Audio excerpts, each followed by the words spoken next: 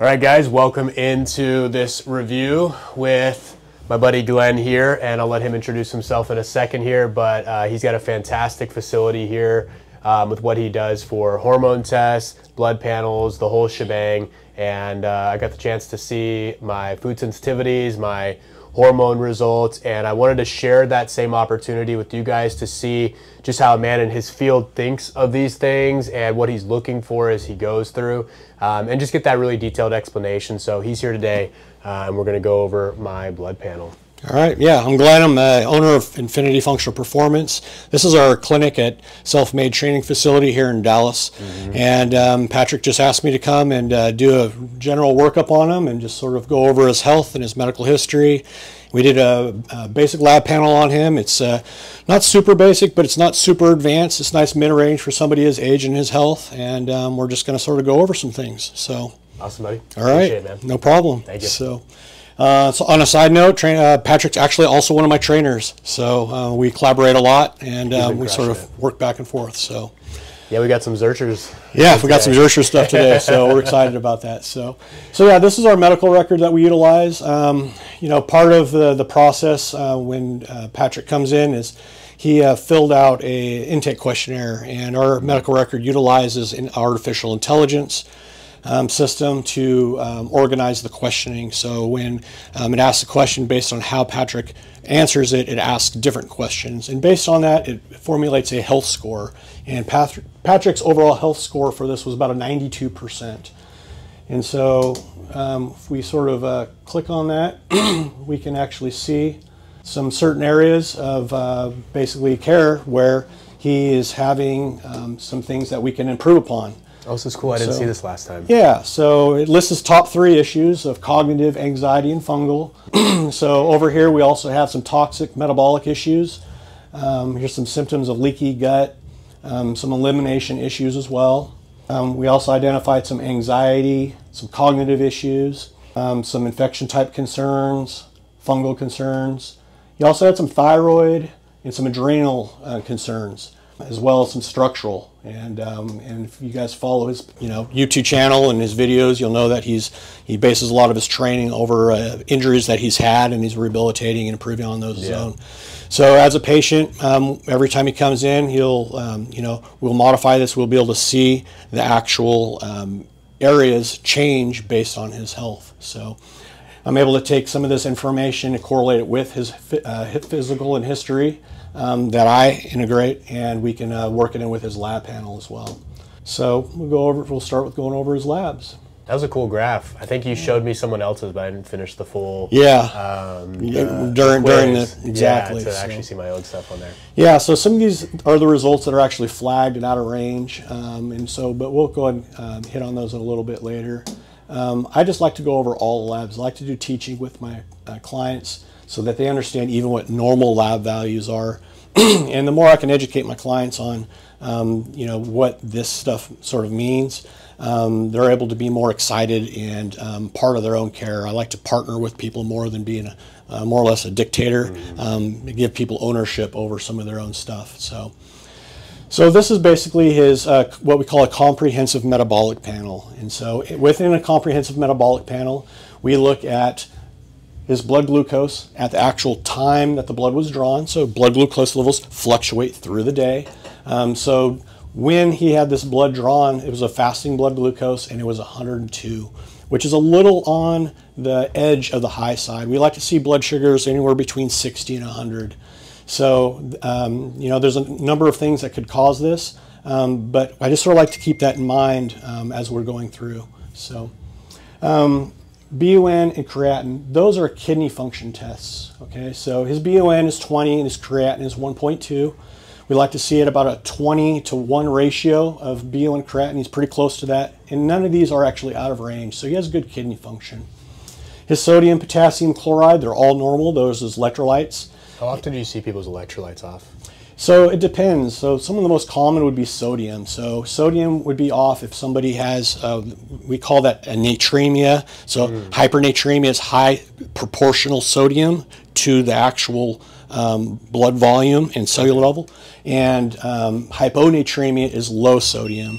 So if you drink a copious amount of water without replacing your electrolytes, specifically salt, your blood volume of sodium could drop. And that could cause things like fatigue, seizures, stuff like that.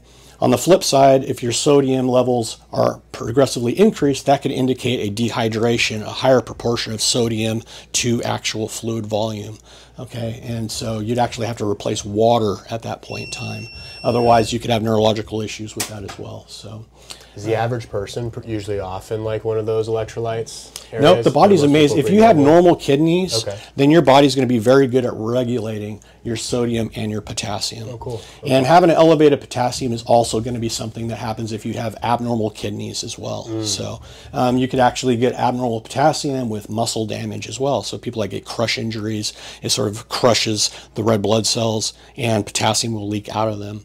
That's amazing how you can see the telltale signs. It's like, it makes me think of Lewis talking about how one of his clients found cancer. Yes. Because of a marker you guys found inside of a hormone panel. Yeah, exactly. That's crazy. They could have lived for years after that and, you know, just had it start eating away at their body without any preventative measures. Yeah, so one of the cool things is because we don't really run through insurance, we're a lot of the things that we do are customized to our patients. We're not sort of bound by some of those same guidelines. So I can order tests that, you know, wouldn't traditionally be ordered as well. So, and we check for a lot of that stuff. So that's awesome. Yeah, so your calcium level is normal as well. And protein albumin level is normal as well. So protein albumin is also an indicator of nutrition. So if you're malnutrition, that would be low. Albumin is also important for carrying medications and hormones to different receptor sites in the body as well. So if your albumin was low per se, you'd have a rough time carrying other hormones like testosterone to actual receptor sites. Got it. Got it. Bilirubin, alkaline phosphatase, ALT and AST, those are all liver function tests. Okay, Bilirubin sounds like a cousin's name. Yeah. First and last. Yeah, put together Bilirubin. So especially out here in Texas for sure. Yeah. So those are tests that are sensitive, not specific necessarily, but sensitive to the liver. So what happens is the liver breaks down, it releases those enzymes. Those enzymes are found predominantly in the liver, but in small amounts in other parts of the body as well. So if those were elevated, I would wonder, hey, is my liver being affected? Is there something that's sort of attacking the liver? And that could be anything from like hepatitis to excessive Tylenol use to drinking alcohol to being on anabolic steroids. To taking things that are actually toxic to your liver. Certain medications can cause that as well, having a fatty liver. But they could also slightly be elevated if you've worked out really hard or if you've gotten in a fight or something like that. So because there's small amounts of those enzymes found specifically in other parts of the body, heart, liver, or heart and muscle and stuff like that. So we actually do run athlete-specific blood tests to test things like liver and kidney function as well. So and that's our athletic add-on for these, so that they take into the variables and they are not just sensitive to liver, but they're very specific to liver as well. Love it. Yeah. Love it. So kidney function is a great example of that. So we, for example, creatinine is one of the most sensitive indicators of renal function in the body. Okay. So creatinine, glomerular filtration rate, BUN, those are all sort of progressively in order. What is the renal system? What's that? What is renal? So kidney. Oh, kidney. So renal means, yeah, so the renal means kidney. So these are kidney tests. And so, so creatinine will increase progressively. It's a measure of basically protein breakdown in the body, okay, muscle breaking down. So the body should be able to clear that very well. The kidney should be able to clear that. But on very muscular men or people that are actually taking creatine, okay, that number could be elevated even though their kidney function is normal. Because creatine, which is a supplement that we take, is actually one of the supplements that one of the supplements out there that actually work very well for muscular enhancement and endurance and things like that. A lot of other things with brain health. But it is detected in this blood test as creatinine, okay? And so it could be falsely high. So this could be elevated a little bit, even though your kidney function is normal. So, or if you have too much muscle, not too much, but just a lot of muscle, this could also be slightly elevated. So we draw what's called a cystatin C on our athletes, because that takes into account muscle mass and if you're on creatine or creatine and stuff like that as well. And so that we know exactly what your kidney function is doing. Love it.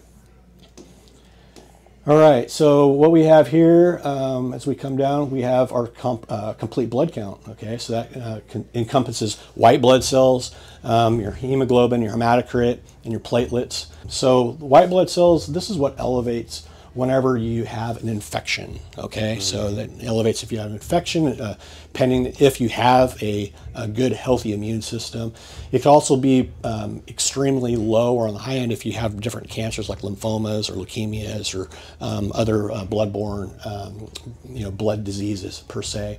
And your white blood cell count is normal, it's 5, it's right in the middle. So somebody says, hey, you're anemic, Patrick. What they're talking about is your hemoglobin and your hematocrit, okay? Those are the red blood cells in the body that actually carry oxygen. So if you're anemic, this number would be low. I look predominantly at hemoglobin because hematocrit is more or less just a calculation of the hemoglobin. You can almost always just multiply this times 3 and then plus or minus about 2, and that's what you're going to come up with your hematocrit. So I predominantly look at the hemoglobin. You're 16.6. That's great. That's also important. So if it's low, I say you're anemic. You don't have enough red blood cells to carry oxygen. But if it's high, that can also be a concern. It can be from having sleep apnea, which is an issue because you're not able to breathe enough or effectively at night, so your body becomes hypoxic, which means without oxygen. And so when your body's without oxygen, it tries to compensate by making more red blood cells. Okay. And so that can be an indicator of sleep apnea for people. People are smoking, then that could also lead to increased red blood cell counts. Improper testosterone use, when they're doing like bolus dosing once a week, twice a week, once every couple of weeks, that can actually cause the body to respond in a way that they have excessively high hemoglobin. EPO is actually something that's a performance enhancing drug that increases that. It's what Lance Armstrong was on. And when people go to train in high altitude, what they're doing is they're trying to increase their hemoglobin. So they go to high altitude, they go up to the mountains, their body, the oxygen is more spaced out up there, okay, so it's not less, it's just more spaced out, so they have harder time breathing oxygen and getting it in, so the body compensates by increasing their hemoglobin as well. And then they come back down to sea level, and then they have an unfair advantage. And so, so that's what we're looking at with that. And your numbers are normal. Platelets are the part of the blood cells that actually, they're what clots your blood. Okay. So there's two different systems that sort of, you have platelets, which are actually, they cause the plug, and then you have clotting factors, which we don't measure, but which helps basically glue the platelets together. So number one, you have to have a proper amount of platelets, then you also have to have the appropriate clotting factors to help hold those platelets together. Your platelets are fine.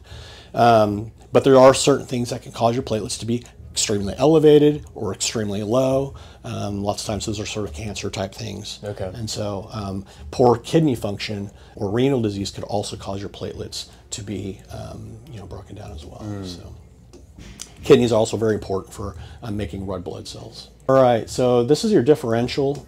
So these are all parts of your white blood cells. So these are percentages: neutrophils, lymphocytes, monocytes.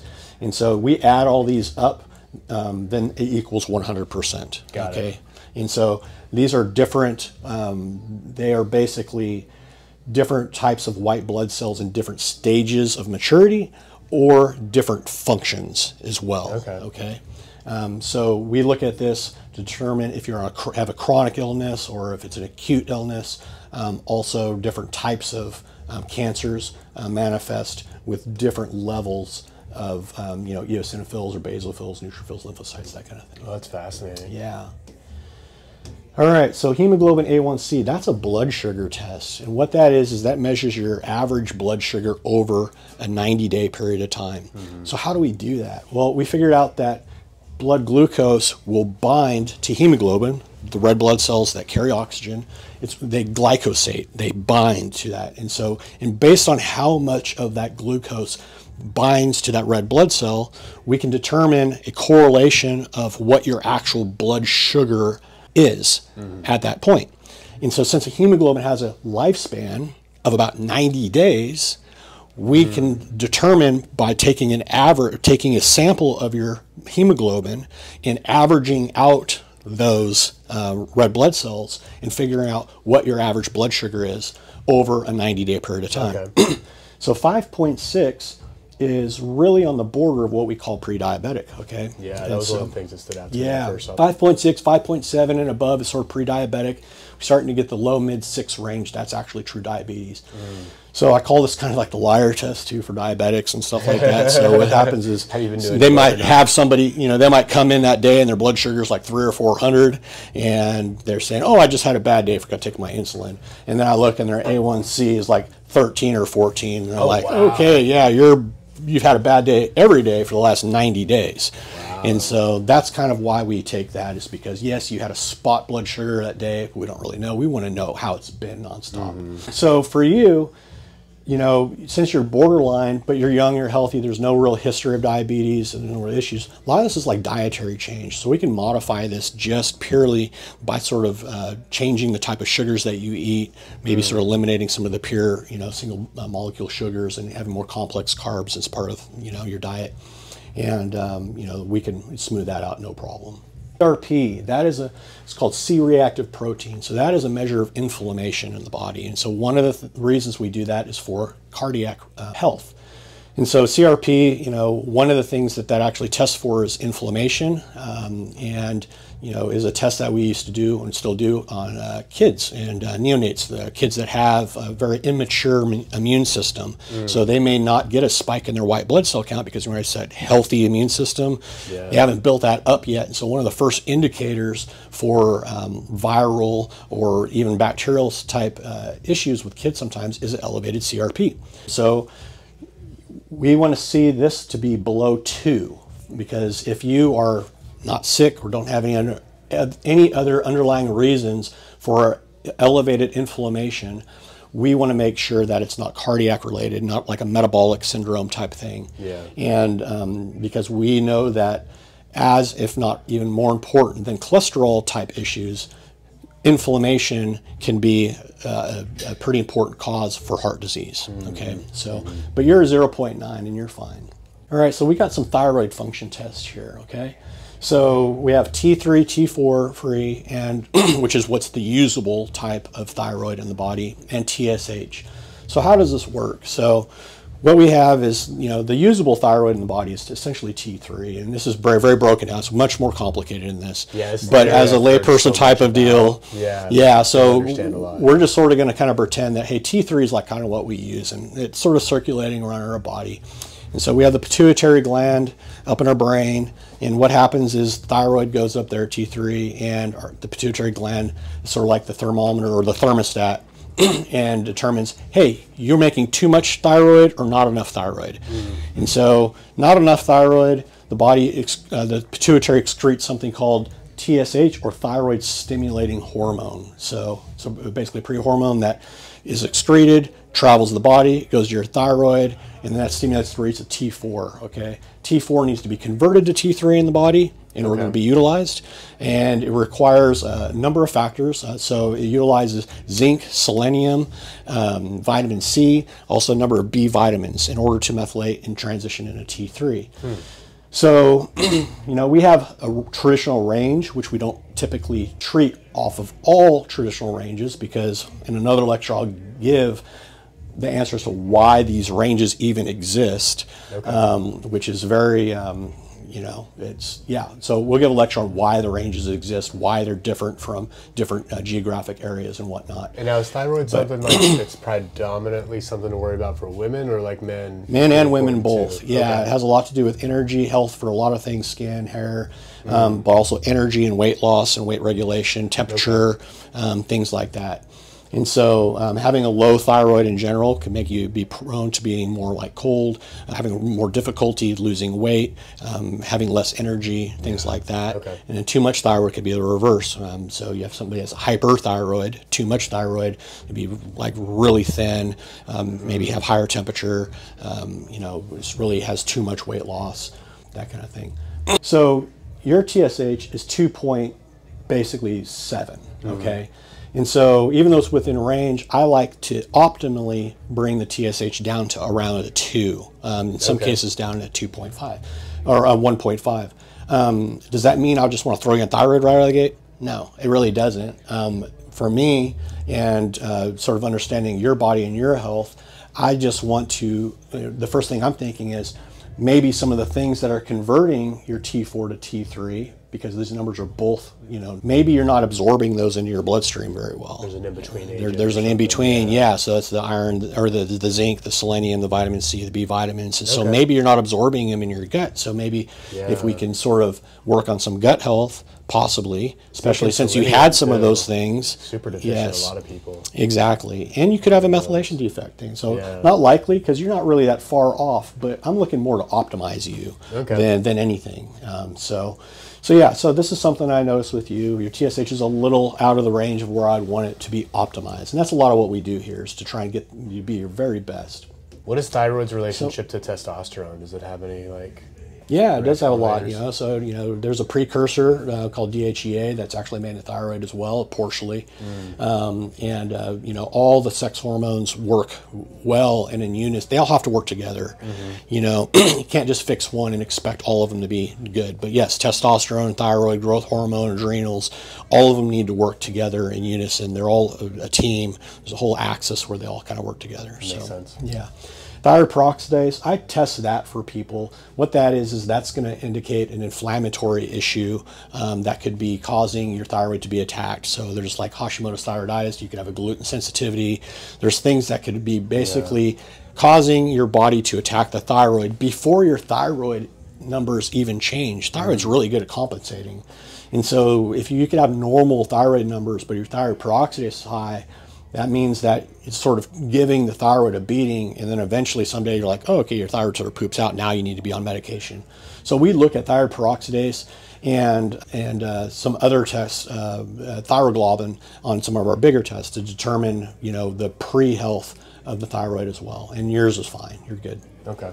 Your iron levels are all fine. They're all good. The iron ones are on the lower end of the range. I was just curious. That doesn't really mean much for both the iron and the total iron. Yeah, so you're completely within range. You have a good saturation in there, and so you're mid-range. So they're on the normal iron levels, but you're nowhere near being anemic, and you don't have any other issues that are indicating iron deficiency. Okay. And so iron is extremely important for building hemoglobin, for utilizing, a number of those things.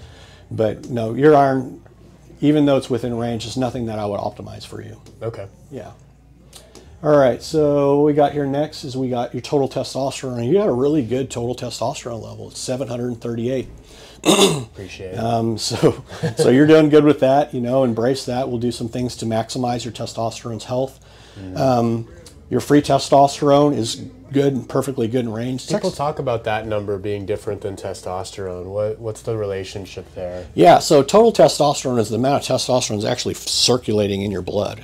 Okay, but free testosterone is what we can actually use. This is what binds to albumin. Remember I talked about that? Oh, yeah. Yes. So the free testosterone is very important. But why do I even test for total testosterone? Well, there's a few reasons, okay? So number one, the total testosterone is actually what causes side effects like hypertension, high red blood cells, acne, things like that. It's what aromatizes down into estrogen. We got to make sure you have good estrogen health. Plus, also, all the research is based on total testosterone levels and not free testosterone levels.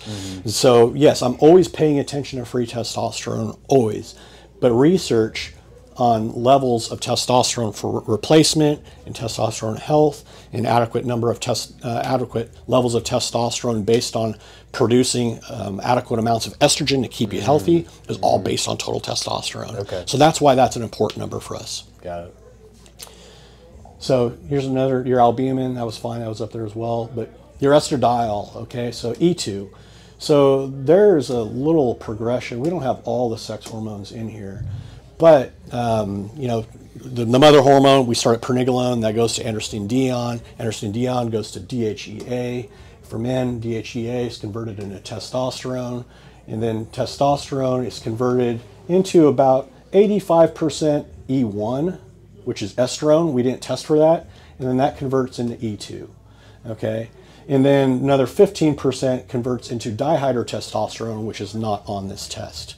So one of the things that we look at is sort of ratios. It's not a rule of thumb, but it's sort of a guideline that I call on.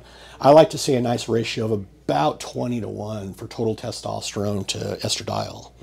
Okay, and so with the estradiol of 22, ratio, right? What's that? Mine's a little off on that ratio. Yeah, you're closer to about 35 or 40-to-1 there, with being 22. Okay, and so what that tells me is there's a good possibility, like, why is this number so low? Is maybe you're not converting from E1 to E2 effectively. Okay, and so we want your E2 to be greater than your E1, and so which you have more estradiol than estrone. And so this is something that, obviously I'd know if we had a bigger lab test, but I can just sort of ballpark and be like, there's a possibility you could be estrogen dominant a little bit. Okay, and so how we treat that is we give people DIM, and DIM helps with that conversion. It's found in cruciferous vegetables like broccoli and cauliflower. Problem is in order to take the amount of DIM that you need, through broccoli and cauliflower and cruciferous vegetables, you have to about 2 pounds a day. And so nobody would want to be around you if you had that much broccoli. Yeah.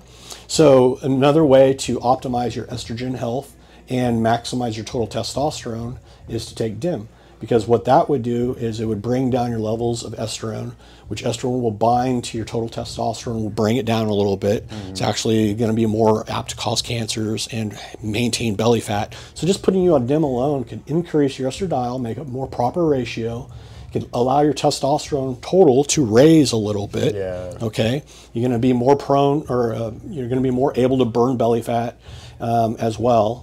And so it's a very easy way to sort of increase your testosterone a few points and to maintain a little bit more estrogen health. It's kind of like playing chess. It's like you got to move it is the knight. chess. It's almost like an L-shaped move to be able to get to the goal there. That's really cool. Yep, that's a good analogy. So, all right, and then so FSH and LH. Okay, so that's follicle stimulating hormone and luteinizing hormone. Those are the hormones that actually tell the body to make testosterone. In women, it helps tell the ovaries to make testosterone and estradiol as well, and helps them to ovulate. Okay, but for men, this is important as far as making testosterone. So, and one of the strategies that we use on people that actually, their system kind of works, but maybe not so well, and their testosterone is low, is we start them on medications that increase their FSH or LH in order to make more testosterone that way, instead of just putting them straight on testosterone. Yeah. So your FSH and LH, they're within range, and they're not trying too hard either. You're just cruising along. Your body's easily making the testosterone it needs to make. So your IGF-1, okay, so what that is, we test that. It's an indirect marker of growth hormone in the body. So your body has these little pulses of growth hormone. It takes about every 3 hours. Okay, so that's excreted through the pituitary. Growth hormone is what helps our body heal, help us recover. Okay, so it helps with mood, helps with sleep, it helps with a joint, tendon, ligament healing, bone density, helps maintain muscle mass. Having greater muscle mass helps you burn fat. Okay, our greatest hormone release, growth hormone release, in the day is typically in our first REM sleep cycle, okay, between midnight, 2 in the morning or so. I tell people, I'm joking, but it's just like, you never know when a dinosaur is going to like run through the camp and, chase everybody off, and you might not get your sleep. So it utilizes that first REM sleep cycle to have the greatest release of growth hormone. Other stimulus of growth hormone would be anytime our body stimulates like lactic acid, it's trying to, the body senses, hey, I'm trying to injure myself, so I need to heal. So it gives out growth hormone. Or certain levels of fasting. So the body starts fasting for a period of time. And it's like, hey man, he hasn't fed me in 6 hours. It could be a month. I'm joking, the body doesn't overreact like that, but for the most part, like, it could be a long time, so we need to maintain our muscle mass. And so it pumps out growth hormone. So I like to see growth hormone above 200 or so for most people. Now, this is an age-dependent number, so it does change per se, but it's very important. So growth hormone, let me back up a little. Growth hormone pulses every 3 hours or so, but then it travels to the liver and it converts to IGF-1 or insulin growth factor 1, okay? And that's actually how we measure growth hormone. So I call anything below 200 a suboptimal state of growth hormone. Anything below 100 a growth hormone deficiency. Okay. And so there are some things and lifestyle choices that you can make that could increase this naturally, get you above 200. We can also utilize like growth hormone secreting peptides, things like that. I wouldn't put somebody like you on growth hormone because that would actually inhibit your own growth hormone release. But there are some things that we can do this to help you to optimally recover. PSA, that's prostate stimulating specific antigen. We check this to see if you have prostate cancer. So when that's what your body, when body's prostate starts to break down, it releases this, and this number is elevated, then there's a good chance that you have some prostate issues. Got it. Getting close here to the end, your B12, okay? So B12 showing within range as 612, but to perform in an optimal manner, we like to actually see B12 levels above 1,000. Oh, really? Okay, yeah, cool. so I like to see B12s above 1,000. Okay. And so lots of times we should be able to get most of our B vitamins through the food that we eat. Yeah. But so once again, I sort of look at this as an indirect. It's like, well, why is somebody that eats well like Patrick, why is his B12 low? Probably dysbiosis type issues, gut issues with the gut. So if we fix your gut, then most of the time you're going to absorb your food a little bit better, and you're going to be able to see a little bit higher as a B12. So I definitely want to see supplementation with B12 until we fix that. But at the same time, what dose would you recommend? I think I got it's like 10,000 of my daily percent in a time release capsule. Yeah, so most B vitamins that have milligram a day or something like that, it depends on if you're getting a B vitamin injection versus an actual oral pill. About those, So the B vitamin injections typically I like to give about 1 milligram a week. I split up my doses and give them sub-Q so that it sustains and absorbs more consistently through the week. So lots of times I will put people on like a month or two of B vitamin injections while we fix the gut, until you can actually absorb your B vitamins. So vitamin D, okay. So vitamin D is another one where the range, man, there's a lot of reason for the range. They show a range of 30 to 100, okay. That's definitely too big of a range to be like, hey, if I can have 30 but 90, it's 3 times as much. It's still like the same thing. No, not really. So vitamin D actually acts more like a hormone than a vitamin, okay? So it's kind of like the quarterback. It sort of pulls all the other hormones to work together. So even if all the other hormones are sufficiently working well, vitamin D is going to be very important to make them actually be optimized. And here in my practice, I like to get people up to vitamin D level of 80. Okay, so I put people on a protocol where if their vitamin D is below 55, I actually have them take 10,000 IUs a day for 90 days and then drop it down to 5,000. Getting your vitamin D up overnight is not something that happens. It takes a little bit of time. You need to take your vitamin D with fatty food, with a meal, in order to be absorbed appropriately. So.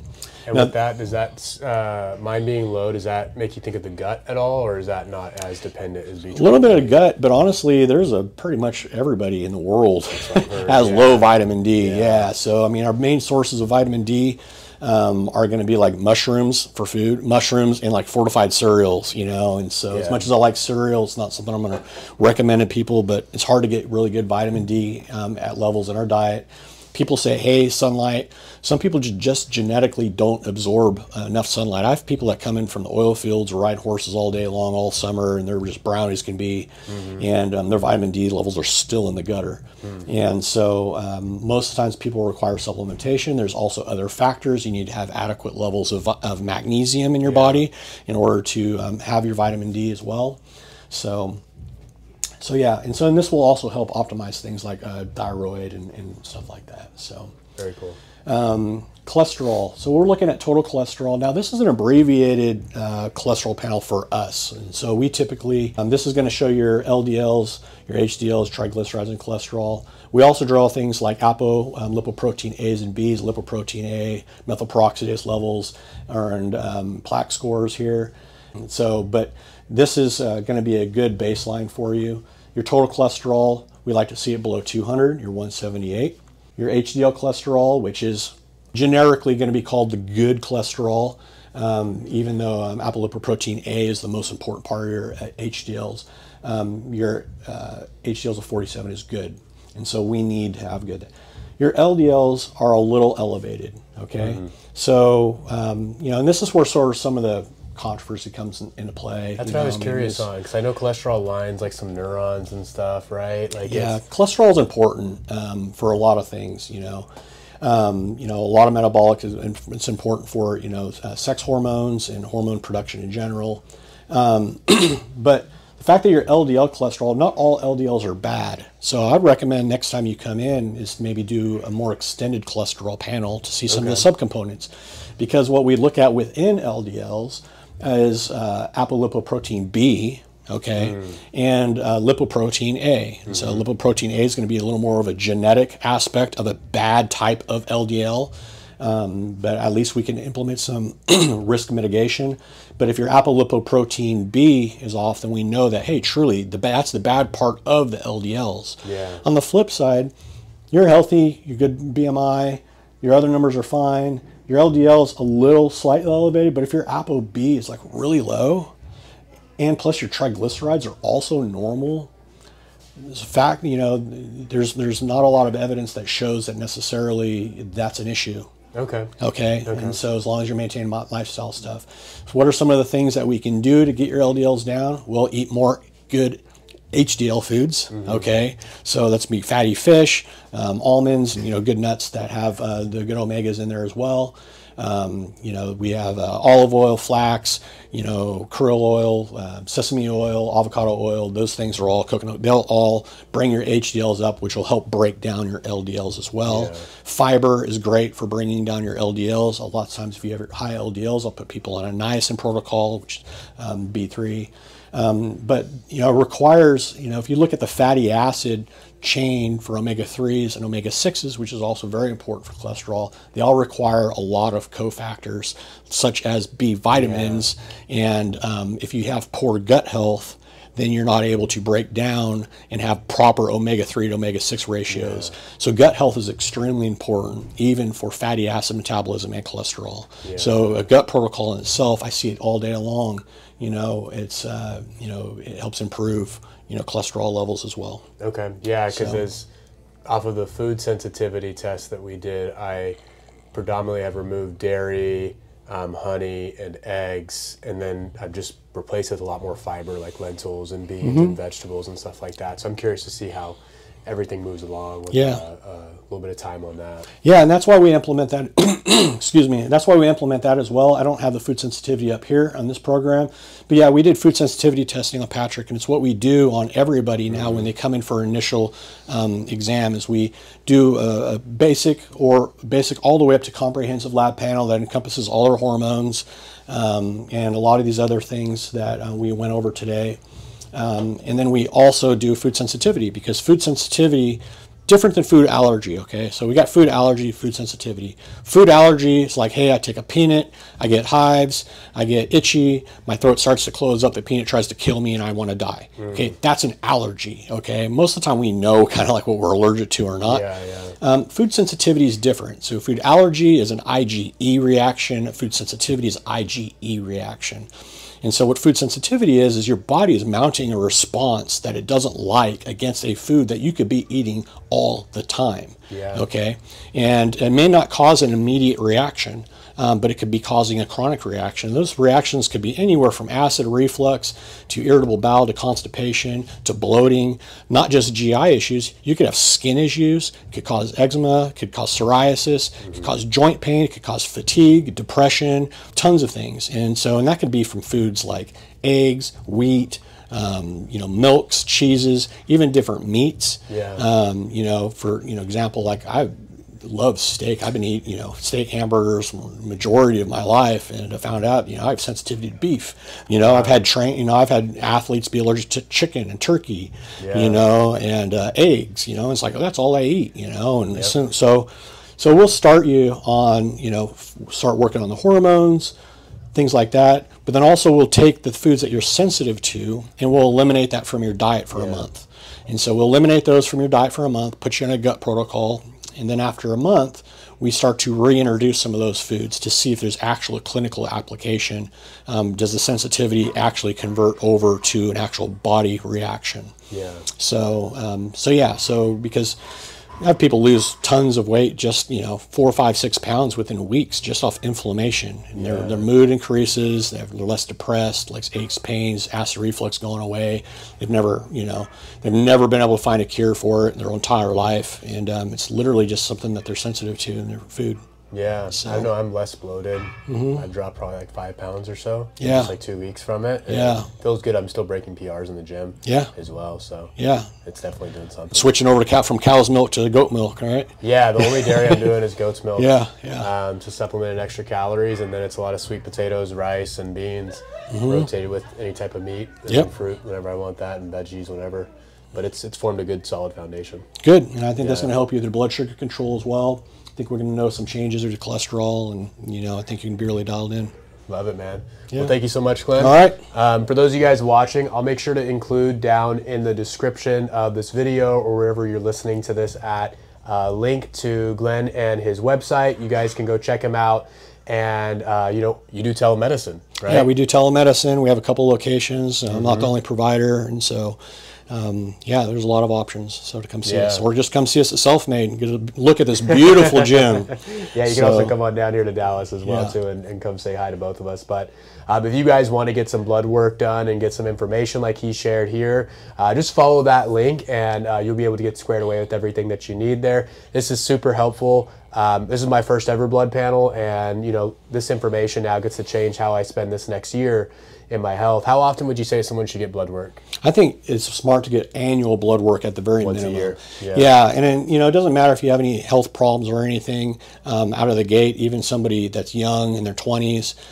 It's a good idea to come and at least get a baseline to see where you have a starting point. You don't want to wait for something to happen to be able to go in the hospital and or go get sick and have that be your first set of blood work. You want to have something to base that history off of, a good starting point. It's a good way to get into healthy habits, to be able to establish a care with a primary care physician, and just to start taking ownership and just sort of know that, hey, this is something I got to do to take care of myself, put myself first. Yeah, absolutely. I know it makes me think of like, I want to be able to compare this blood work done at 27 to 55. Yep. And see like, how do I stack up comparatively when I'm twice the age, right? Yeah. So this is valuable information for a long time. And everything that you do, and you think, it makes sense. You're doing everything healthy in the right way. We still have plenty to work with. Absolutely. Yeah, plenty to work with. You Yeah. know, vitamin D, lipids, B vitamins, hormones, thyroid optimization. These are all things that is going to help even an elite athlete. It's when seconds matter, pounds matter. This is going to be the difference maker. And that's why even moving on, we do genetic and methylation and nutritional testing. Where we test for micronutrients and test your actual levels, your vitamins. We base supplements off of that, the foods that you eat off of that, and what your body's actually absorbing. And so those are things that are really can be a difference maker. Love it, man. Yeah. Well, thank you so much for doing this, brother. I appreciate everything. And if you guys need some help, this guy's the guy. All right. Let's go work out. Let's go do it. Hit some squats, some Jefferson curls.